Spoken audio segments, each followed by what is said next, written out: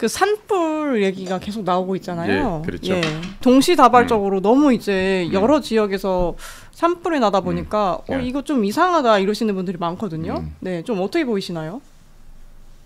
자, 이게 이제 우리 입장과 예. 그다음에 적들의 입장과 이제 나눠서 우리가 좀 봐야 될 것 같고, 이것들이 단순하게 자연적으로 발생한 자연적인 화재인지, 아니면 인위적으로 목적을 갖고 테러를 감행한 방화인지, 여기 좀 분명히 나눠줘야 될 거 아니겠어요? 네. 근데 제가 지금 보고 있어라면 지금 우리나라에 이 소위 불이 났을 때. 네. 화재의 원인을 조사하고 범인을 추적해서 잡아야 되고 하는 이런 일들이 우리나라 경찰 수준으로 안 되는 일 같아 보니까. 이 화재의 진상 이게 조사 이런 것들이 저게 제가 보기에는 당연히 우리 비밀정보요원들, 즉 국정원 요원들이 투입이 되고, 방첩사 옛날 같은 기무사 요원들도 다 총동원이 되고 하면서.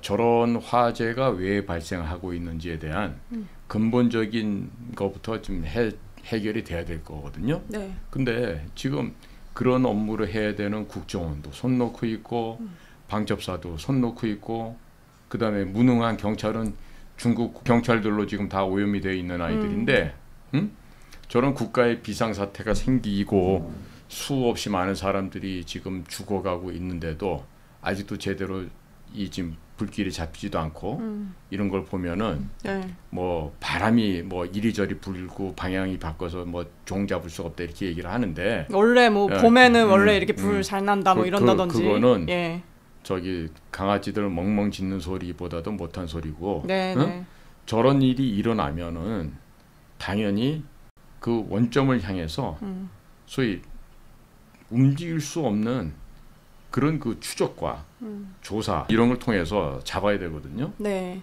그러니까 지금 완전히 국가의 신경망이라고 하는 이 방첩 체제, 그다음에 그 방첩이라는 것은 카운터 인텔리전스라는 개념인데, 즉 첩보, 정보 활동을 하는 적들을 방어해내는 거란 말이에요. 그러니까 우리나라에 들어와서 우리나라의 자산을 훔쳐가는 도둑놈들, 우리나라의 귀한 인텔리전스, 그 프로퍼티, 그러니까 지적 재산을 도둑질해 가는 그런 자들, 혹은 우리나라의 안보 상황을 갖다가 훔쳐가는 자들, 결국에는 그 모두를 갖다가 우리가 통칭하면 간첩이라고 얘기할 수 있는데, 그런 간첩들의 행위와 간첩들의 교란 행동들이 지금 일정 부분으로 저렇게 화재로 저는 나타난다고 이렇게 보고 있어요. 그러면 어떻게 보면은 간첩들에 의한 어떤 내란 좀 소요 사태들이다. 그러니까 이제 그거의 소위 일환이다. 말해서 내각제 세력과 중국 공산당과 이재명을 지켜야 되는 민주당 세력들과 이런 모든 것들이 합쳐져서 국가적으로 소위 국민들께서 불안을 느끼실 수밖에 없는 환경을 만들고, 그로 인해서 이재명을 갖다 구출해 내기도 하고, 또 내각제로 밀고 가서 중국의 속국으로 만들고자 하는 그런 새빨간 무리들의 그 시뻘건 목표들이 같이 어우러져서 저런 식으로 뻘건 불길을 만들어내지 않았을까. 그런데 지금 보면은 화재 현장에 불길이 빨갛지만은 않죠. 네, 맞습니다. 보라색도 있고 그다음에 뭐 파란색도 있고 막 그렇잖아요. 우리 저 PD님 그 산속에서 발견되는 배터리 사진 좀 한번 비춰주실래요? 그거 동영상으로 좀 넘겨봐 주십시오. 자, 보세요. 여러분들. 자, 저런 배터리가 보조 배터리 같아 보이네요. 보조 배터리 같은 것들인데 저게 지금 산속에 낙엽사에 있는 거예요. 지난번에 그 배터리 공장 화재 났을 때 기억나시죠? 저 리튬 이온 저 배터리들은요. 불을 끄겠다고 물을 붓는 순간에 발화가 더 됩니다. 그래서 저 배터리들이 자연 상태에 지금 산에 저런 식으로 버려져 있다라는 것은 뭐다? 화재 났을 때 소방관들께서는 불을 끄서 물 호수를 뿌리잖아요. 또 하늘에서도 헬기에서 물을 뿌리잖아요. 그럼 저런 배터리들은 물을 닿게 되면요 폭발하면서 불이 더 크게 납니다. 자, 그래서 지금 산속에서 벌어지고 있는 불길의 색깔이 뻘겋지만은 않고 보라색도 있고 파란색도 있고 지금 총천연색의 그런 불길들이 지금 산속에서 벌어지는 거죠. 자, 저기 지금 스펙트럼이 지금 나와 있잖아요. 네. 우리 간사님께서 한번 보세요. 물질 성분에 따라서 네. 불꽃의 색깔이 바뀐단 말이에요. 그러면 네, 맞습니다. 윗면에 있는 저런 그 붉으면서도 약간 그 보랏빛 나는 저런 빛이 나잖아요. 네. 그러니까 자연 상태에서 나무나 이파리가 타게 되면 저런 빛깔 나오기는 좀 어렵겠죠. 응? 그렇죠. 예, 네. 저는 이번에 특히나 그 의성, 군위, 그 경상북도 지역에서 네네. 대규모로 꺼지지 않고 계속해서 나는 걸 보면서 저게 과연 자연 발화일까? 적지 않은 의심을 가질 수밖에 없고 네. 왜 저런 식으로 화재가 나는데 국가기관은 왜 아무 일도 안 하고 있을까? 왜 아무것도 안 하고 있을까? 과거 우리가 국정원에 근무할 때는요. 네. 만약에 국내적으로 어떤 이런 그 불안 사태가 나고 위험한 사고가 자꾸 이렇게 재발되고 또 자연재해가 이렇게 일어날 때 모든 국가기관이 총동원됩니다. 네. 그때 바로 했던 게 관계기관 대책회의라는 거예요. 예. 자, 예를 들어서 지금 경상북도에서 저런 일이 벌어지잖아요. 그럼 대구에 있는 우리 경북지부장이 소집을 합니다. 예? 당시로 보면 이제 보안사, 기무사죠. 오늘날은 방첩사고 그 군조직 사람들을 불러. 일반 부대장들도 불러. 검사도 부르고 경찰도 불러요. 불러서 임무를 주고 조정을 해요. 다. 그래서 지금 각자 맡은 영역은 다 정해졌어요. 이미. 그러니까 재난이 발생한다. 그러면 국정원은 뭐 해야 되고 군은 뭐 해야 되고 경찰, 검찰은 뭐 해야 되고 이런 게 임무가 다 나눠져 있어요. 그러면 거기에 이거 해서 경북지부장께서 이제 딱 회의를 소집해서 자 지금부터 몇 분 내에 다 현장에 출동해서 다음과 같은 일을 다 처리합니다. 그리고 뭐 이길 새벽 2시, 3시쯤에 다시 모여서 재점검을 한다든지 해서 일사불란하게 조사하고 진압하고 빨리 네. 자연재해도 봉합하기 위해서 모든 국가기관 역량이 총동원되는데 지금 그런 게 없어요. 민주화다 뭐 자유화다 떠들면서 그런 관계기관 종합대책회의 이런 게 없어요. 그러니까 관계기관 대책회의라고 하는. 네. 과거에는 그거에 무슨 뭐 일방적인 무슨 정권을 갖다가 뭐 보유하기 위해서 무슨 나쁜 짓 하는 회의 아니냐 그런데 아닙니다. 그게. 나라의 이 운영이나 그다음에 네네. 나라가 정상적으로 돌아가려면요. 모든 기관이 일사불란하게 협조되고 움직여야 되는데 네. 이번에도 보세요. 저 지역의 민간 단체장이나 이런 애들이 하는 소리가 막 산에 임도가 안 나갔고 불을 못 끕니다. 뭐 이런 진짜 망언을 하고 있는 거야. 네. 원래는 산에 지그재그 이런 식으로 네네. 산에 길을 납니다. 물론 포장도로는 아니라 하더라도 예를 들어서 그럼요. 뭐 살수차가 다닌다든지 네. 아니면은 뭐 나무 밴 그 트럭 같은 것들이 움직이고 다닐 수 있게끔 되어 있어요. 그런데 지금 이제 그런 것들이 너무 안 돼 있고 그다음에 또 한 가지는 우리 저 애독자 가운데서 이제 저한테 연락을 해오셨는데 지금 그 우리 건설업이 지금 많이 안 되고 있지 않습니까? 네. 네? 그래갖고요. 지금 그런 건설업이 안 되고 이런저런 일들 때문에 산업이 안 되면서 이게 지금 전국에 놀고 있는 살수차, 물 싣고 다닐 수 있는 차 있잖아요. 네네. 그게 엄청 지금 많대요. 응? 그러면 앞으로 이번 일을 겪으면서 우리가 또 생각해야 될 게 자, 지금 소방차로 안 돼. 소방차로 저 물을 날리고 하는 게 부족해. 네. 그러니까 앞으로 이제는 뭐냐. 만약에 국가적으로 저런 산에 자연적으로 화재가 크게 났다. 그러면 살수차를 강제로 동원할 수 있는 이런 게 있어야 된다고. 제가 70년대 얘기를 한번 하면요. 네. 그때 이제 저도 서울에서 이사 온 지가 이제 몇 해 안 됐을 때인데 여름에 수돗물이 안 나옵니다. 생각할 수가 없는 일이죠, 지금은. 수돗물이 안 나와요. 네. 그래갖고 뭐 한 집은 그래도 우리 주인집에서는 그 펌프가 하나 있어갖고 물 펌프 물을 한 바가지 붓고 막 이렇게 하면은 그 물이 올라옵니다. 네. 그런데 그거마저도 없는 데가 더 많아요. 그럼 어떻게 했느냐? 저 살수차들이 소위 말해서 그 물탱크 있는 차를 네. 거기다 물을 채워 갖고 와갖고 거기서 이제 물을 틀어요. 네. 그럼 거기에 이제 뭐 시뻘건 고무다라이 요즘 같으면 이제 뭐 김장 때 쓰는. 네. 그러니까 뭐 집에 물을 받을 수 있는 용기가 있으면 다 갖고 나오는 거야. 그래 길 옆에다 놓고 그거를 뭐 버킷으로도 받고 물탱크로도 받고 그렇게 해갖고 종류대로 그 물을 받아서 그렇게 해서 생활했던 게 기억이 나요. 그러니까 앞으로는 이런 식으로 이제 화재가 저런 식으로 벌어지잖아요. 그러니까 평상시 때는 임도도 정비를 해서 산에도 차량이 이동할 수 있게끔 도로를 갖다가 보완을 해야 되겠고, 그 다음에 이제 산불이 발생한다. 그러면 이런 살수차들을 강제 동원을 해서라도 물을 갖다 저 화재 현장에 가져가서 거기서 이제 물을 뿌릴 수 있는 뭐 그런 게 돼야 되겠죠. 예를 들어 경북 의성 그 저 고운사라고 하는 천년 고찰이 있었는데 이번에 불에 탔다 그러잖아요. 그런데 그거 살수차 한 서너 대만 거기가 샜었더라도 막을 수 있었을 거라 그래요. 네. 네. 너무 안타까운 일들이죠. 저것도 그렇고 그리고 지금 아까 화성이었나요? 그 산 꼭대기에서 뭐 기름이랑 발견된 게? 네, 지금 화성 비봉면에 태행산에서 인화물질이 뿌려져 있었다고 하더라고요.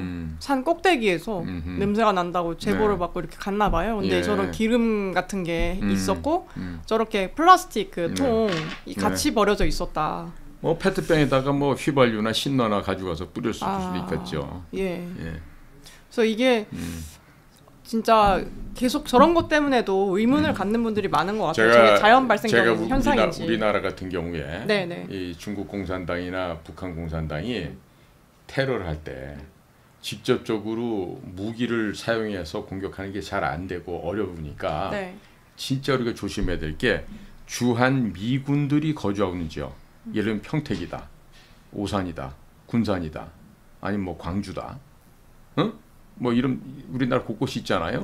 이제는 무슨 인계철선이다 이런 걸로 해서 휴전선 근처에 지금 미군들이 거의 없어요. 빠져나오고. 그래서 지금 보면은 앞으로 중국에서 예상되는 침투가 물론 현재 하이브리드 전쟁이 진행되고 있습니다. 인터넷 공간에서 우주 공간에서 뭐 바닷가의 지하 케이블을 통해서 곳곳에서 지금 중국의 침투가 지금 이어지고 있지 않습니까? 자, 그런데 지금 중국 공산당이나 중국 공작원들이 할 수 있는 게 뭐가 있냐면 지금 중국의 괴질, 역질이 또 돌고 있어요. 중국 안에서요? 지금 시진핑이 지난번에 왜 코로나 제로가 됐다고 뭐 방역을 이제 안 한다, 다 이제 열겠다 이런 식으로 해서 중국이 다시 이제 오픈이 됐지만은 지금도 중국 사회 곳곳에서는요 원인을 알 수 없는 사람들이 죽어가고 있습니다. 지금도. 우리가 보통 그걸 갖다 역질이다, 괴질이다 이렇게 표현을 쓰는데, 자 그게 서방에서는 그 코로나 코비드 19이라는 이름을 붙였지만 이미 코비드 19은 지금 이제 그 목이 쫄려져 가고 있는 파우치 같은 사람들이 미국의 국립의료보건원 NIH 이런 데 있고 또 CDC라고 하는 미국의 질병관리청 이런 데서 있으면서 이 사람들이 중국 공산당하고 다분히 교류를 한 게 지금 많이 있다고요. 자, 그래서 사실은 이렇게 인류를 갖다가 무참하게 종족의 숫자로 줄임으로 인해 갖고 그자들이 하고 싶은 일이 있었을 거예요. 그랬는데 그게 지난번에 전 세계가 팬데믹까지 갔지만 그걸 완성하지 못했겠죠. 자, 그래서 지금 보면은 우리가 정말 조심해야 될 거는 화재도 화재지만요. 이런 길을 틈타서 뭐가 돌 수 있다? 구제역이다. 그 다음에 조류독감, 에비앙 인플루엔자 같은 이런 것들이 지금 우리나라에 살포될 수 있는 위험성이 굉장히 높아요. 그다음에 화재를 넘어서 전염성 그런 것들이.